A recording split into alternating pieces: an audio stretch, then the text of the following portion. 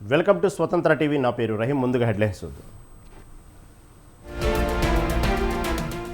ఢిల్లీ పోలీసులకు భయపడేది లేదు, బీజేపీని ప్రశ్నించినందుకే నోటీసులన్న రేవంత్.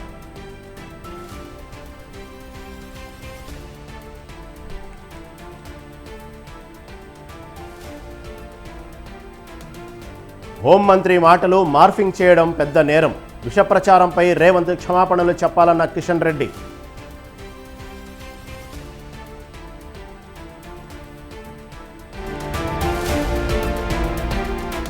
ఫోన్ ట్యాపింగ్ కేసులో రాధాకిషన్ రావుకు మరో షాక్, బెయిల్ ఇవ్వద్దన్న పోలీసులు, విచారణ రేపటికి వాయిదా.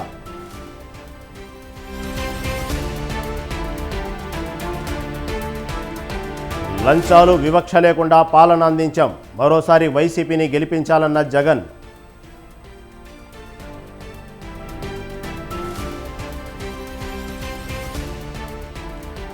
జాబు కావాలంటే బాబు రావాలి, జగన్ పాలనలో రాష్ట్రం దివాళా తీసిందన్న చంద్రబాబు.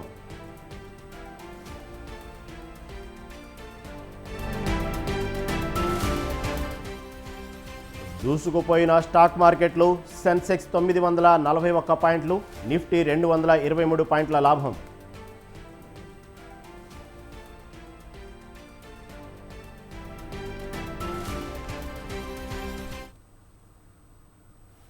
రైట్, ఇక డీటెయిల్స్ చూస్తే చంద్రబాబుని నమ్మడం అంటే కొండ చిలువ నోట్లో తలపెట్టినట్లేనని సీఎం జగన్ అన్నారు. జరగబోయే ఎన్నికల ప్రజాప్రతినిధులను ఎన్నుకునేవి మాత్రమే కాదు, ఇటువంటి అభివృద్ధి పేదల తరతరాలను నిర్ణయించబోయే ఎన్నికలని చెప్పారు. ఎన్నికల ప్రచార భేరీలో భాగంగా రెండో రోజు ఉత్తరాంధ్రలో సీఎం జగన్ ప్రచారం నిర్వహించారు. జగన్కు ఓటేస్తే పథకాలన్నీ కొనసాగుతాయని అన్నారు. పొరపాటున చంద్రబాబుకి ఓటేస్తే పథకాలన్నీ ఆగిపోతాయని చెప్పారు. పేదల వ్యతిరేకుల్ని ఓడించేందుకు చోడవరం సిద్ధమా అని పార్టీ శ్రేణుల నుంచి ఉద్దేశించి అన్నారు.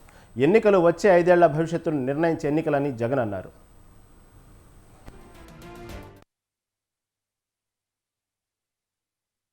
ఈ ఎన్నికలు జగన్కు చంద్రబాబుకు మధ్య యుద్ధం కాదు.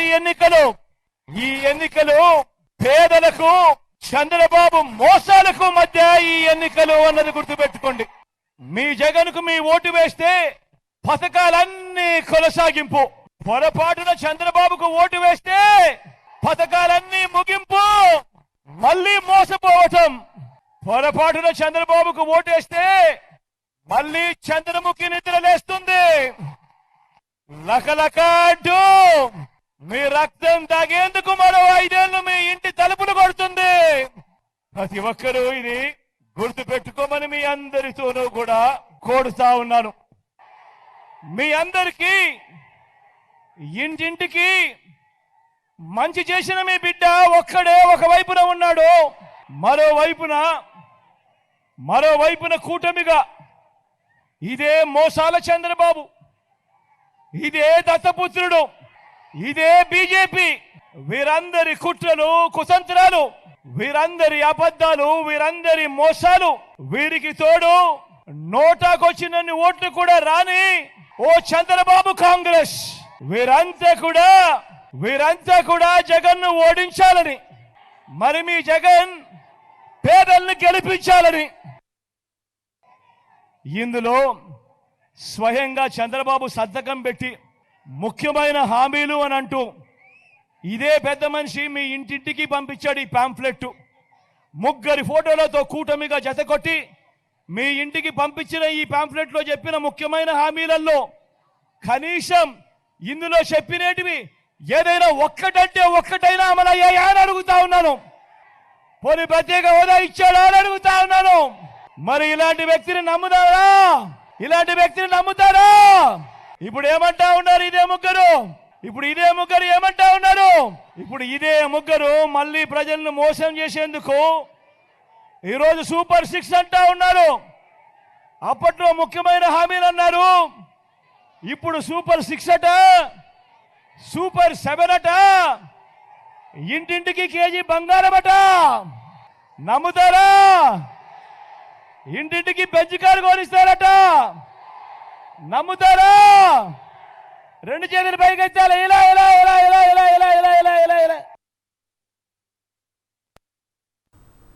రాయలసీమకు వైసీపీ నాయకులు ఏమైనా చేశారని ప్రశ్నించారు టీడీపీ అధినేత చంద్రబాబు.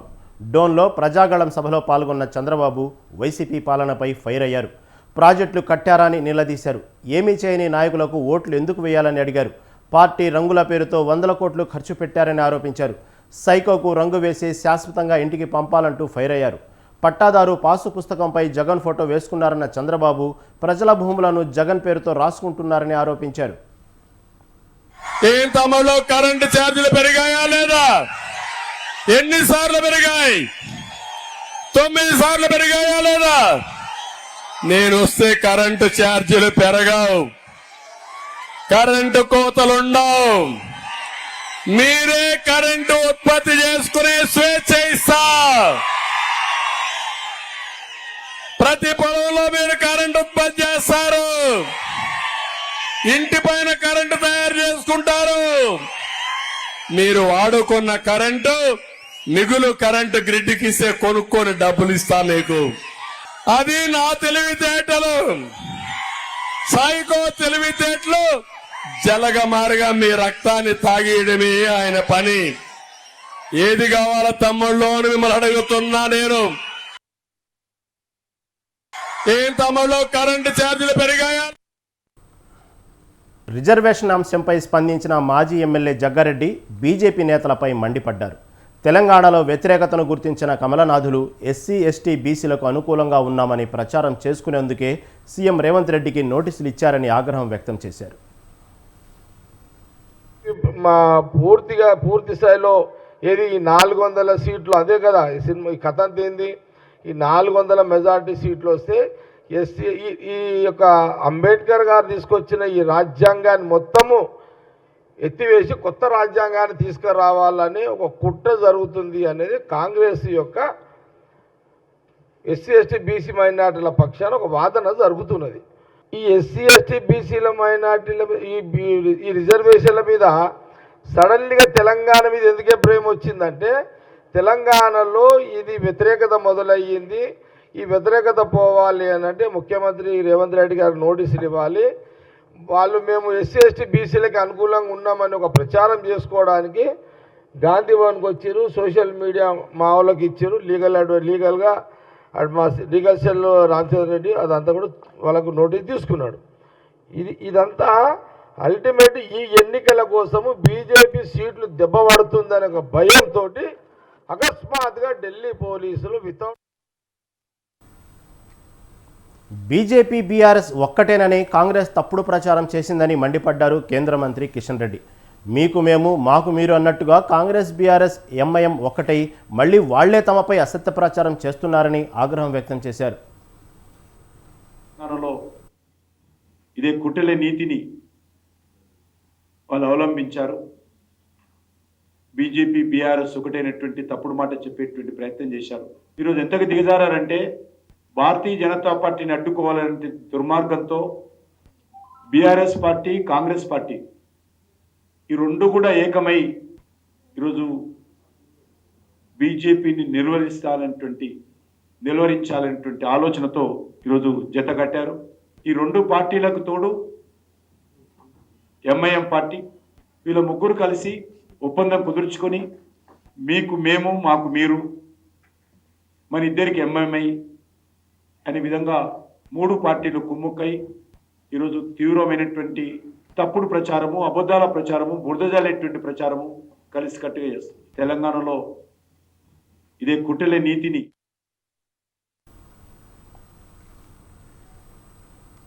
కాంగ్రెస్ అబద్ధపు హామీలు ఇచ్చి అధికారంలోకి వచ్చిందని తాండూరు మాజీ ఎమ్మెల్యే పైలట్ రోహిత్ రెడ్డి ఆరోపించారు. చేవెళ్ల బీఆర్ఎస్ ఎంపీ అభ్యర్థి కాసాని జ్ఞానేశ్వర్కు మద్దతుగా బషీరాబాద్ మండలంలో ప్రచారం నిర్వహించారు. కాంగ్రెస్ మోసపూరిత హామీలను ప్రజలు గమనించాలన్నారు. బీజేపీ కాంగ్రెస్కు ఓటు వేసి తమ ఓటును వృధా చేసుకోవద్దన్నారు. ప్రచారంలో భాగంగా ఈరోజు ఇక్కడికి రావడం జరిగింది. అయితే మీరందరూ గమనించాలి, మొన్న ఎన్నికల్లో ఏం జరిగింది అనే విషయం మనకందరికీ కూడా తెలుసు.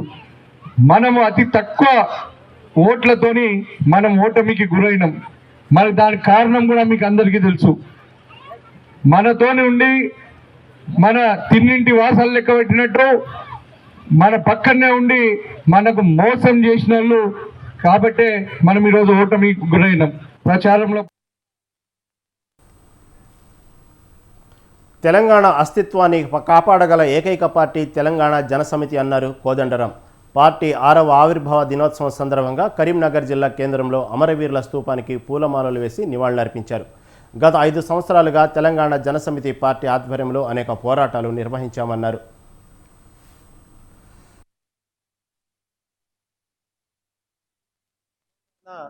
జనసమితి పార్టీ ఆవిర్భావం జరిగి మరి ఇవాళకి 5 ఏళ్లు గడిచింది. కాళేశ్వరం ప్రాజెక్టు అవినీతి విషయం కావచ్చు, ఈ రాష్ట్రంలో అమలైన విద్యుత్ ప్రాజెక్టులలో ఉన్న అవినీతి విషయం కావచ్చు, నిర్వాసితుల సమస్యలే కావచ్చు, ఈ రాష్ట్రంలో ప్రజలు ఎదుర్కొంటున్న సమస్యలు ఏవైనా వాటిపై తప్పకుండా తెలంగాణ జనసమితి స్పందించింది. ఇవాళ రాష్ట్ర ఎజెండాలో ఏదన్నా సమస్య మిగిలి ఉన్నది, బలంగా ఎజెండా మీద ఉన్నది అంటే దానికి ప్రధాన పాత్ర తెలంగాణ జనసమితి. ప్రత్యేకించి నిరుద్యోగ సమస్యనైతే లోతుల్లోకి వెళ్ళి అధ్యయనం చేసి ఇవాళ తెలంగాణ జనసమితి ఆ సమస్యను చాలా బలంగా ఎజెండా మీద నిలిపింది. ఇన్ని కార్యక్రమాలు విజయవంతంగా చేసి రాష్ట్ర రాజకీయాల్లో ప్రభావితం చూపుతున్న మనం ఇంకా కూడా ఈ పైసల రాజకీయాలను అధిగమించి మనం ఇంకా ఎన్నికల్లో కూడా నిలదొక్కునే శక్తిని సంపాదించుకోవాలి. రాబోయే 2 ఏళ్లు ఆ విషయం మీదే దృష్టి పెడదాం, ఆ కోణం నుంచే పనిచేద్దాం, పార్టీని మరింత బలోపేతం చేద్దాం. తెలంగాణ జనసమితి పార్టీ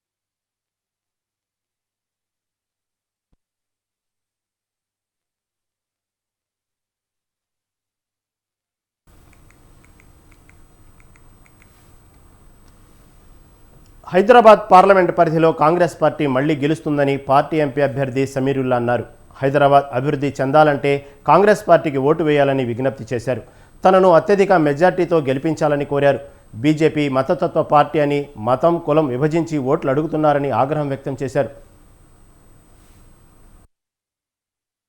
అందరికీ నమస్కారం. ఈరోజు మైనార్టీ మీట్ జరిగింది. Hyderabad parliament MP constituency candidate Sameerulla, అతను డీసీసీ ప్రెసిడెంట్గా ఉండి పార్టీకి చాలా సేవ చేయడం వల్ల హైకమాండ్ అతనికి పార్టీ టికెట్ ఇవ్వడం జరిగింది.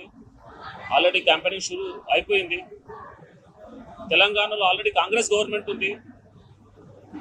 మన ముఖ్యమంత్రి రేవంత్ రెడ్డి గారు చెప్పినట్టు తెలంగాణలో మినిమం 14 సీట్లు గెలవబోతున్నాం. దాంట్లో ఒకటి హైదరాబాద్ సీట్ ఉంటుంది. ఎందుకంటే హైదరాబాద్ ప్రజలు మొత్తం కాంగ్రెస్ పార్టీ వైపు ఉన్నారు. మొన్న జరిగిన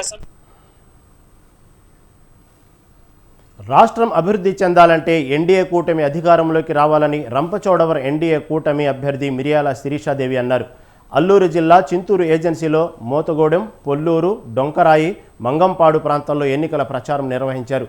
ఎన్నికల ముందు పోలవరం ముంపు మండలాల ప్రజలకు R&R ప్యాకేజీ ఇస్తామని చేసి మోసం చేశారన్నారు. ఈ సందర్భంగా తెలుగుదేశం, జనసేన, బీజేపీ పార్టీ యువకులు భారీగా బైక్ ర్యాలీ నిర్వహించారు. జగన్మోహన్ రెడ్డి ప్రభుత్వంలో దళితులకు ఎటువంటి అభివృద్ధి జరగలేదని మోతుగూడెం గ్రామంలోని మార్కెట్ సెంటర్లో ప్రచారం సందర్భంగా శిరీష అన్నారు.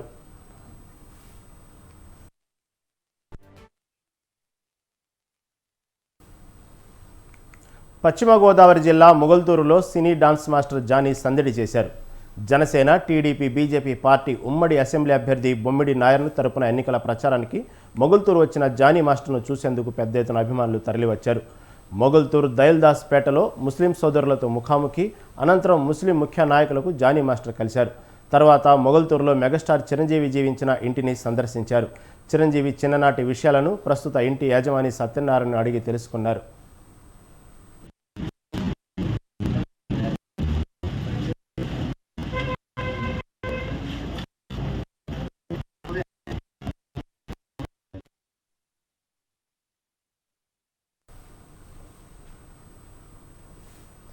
ప్రజాస్వామ్య వ్యవస్థలో ఓటు వజ్రాయుధం.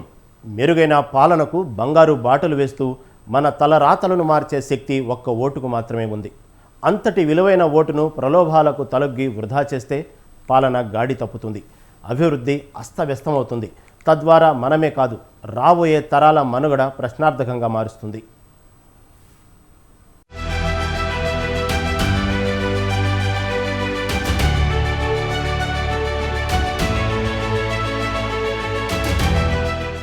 ఎన్నికలు డబ్బుమయమైపోయాయి. లీడర్కు ఎన్ని సుగుణాలు ఉన్నాయన్నది ముఖ్యం కాదు, ఎంత డబ్బు ఉంది, ఎన్నికల్లో ఖర్చు చేసే సత్తా ఉందా లేదా అన్నదే నాయకుడికి ఉండాల్సిన లక్షణంగా మార్చేశాయి ప్రస్తుత రాజకీయాలు. ఓటర్ అన్ననుకుంటే చాలు 5 ఏళ్లు యథేచ్ఛగా దోచుకోవచ్చు, దాచుకోవచ్చు అన్న చందంగా తయారైంది ఎలక్షన్ వ్యవస్థ. అందుకే ఎన్ని రూల్స్ పెట్టినా వాటిని బ్రేక్ చేస్తూ ప్రజలను మభ్యపెట్టేందుకు కొత్త దారులు వెతుకుతున్నారు నేతలు. ముక్క చుక్క ఆశ చూపి ఓ నోటు పారేస్తే ఓటు మనదైపోదా అన్న మైండ్ సెట్లో ఉన్నారు. వీరి మాయలో పడ్డ ఓటర్ అన్న తీరు కూడా అలాగే ఉంది. ఓటుకు మాకెంత ఇస్తావు అని బహిరంగంగానే డిమాండ్ చేసే పరిస్థితుల్లో ప్రజాస్వామ్యం కొట్టమిట్టాడుతోంది.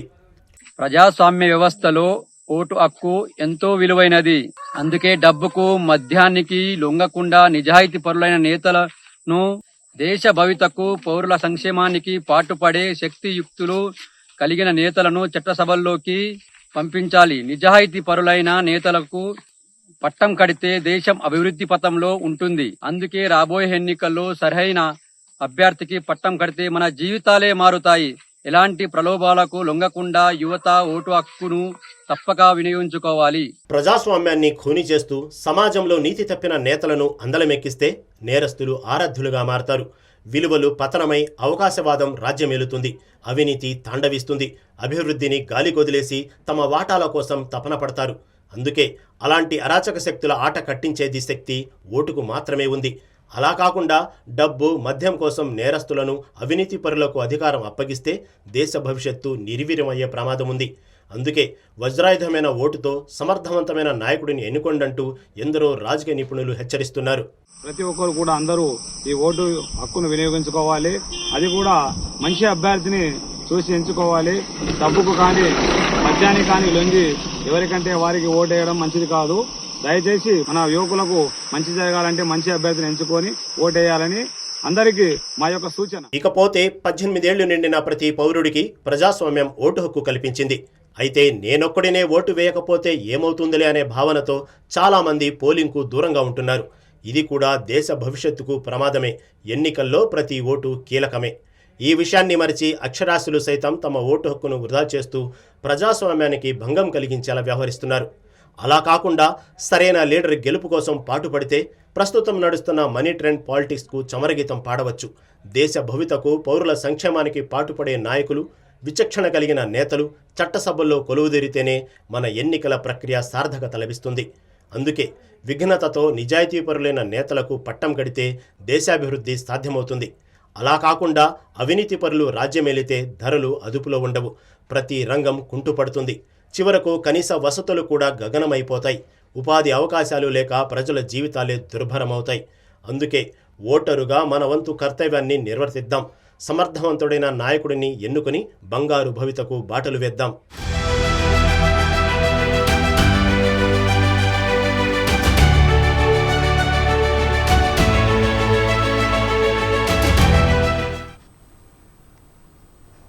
ఇవి ఇప్పటివరకున్న అప్డేట్స్. మరిన్ని అప్డేట్స్ కోసం చూస్తూనే ఉండండి స్వతంత్ర టీవీ.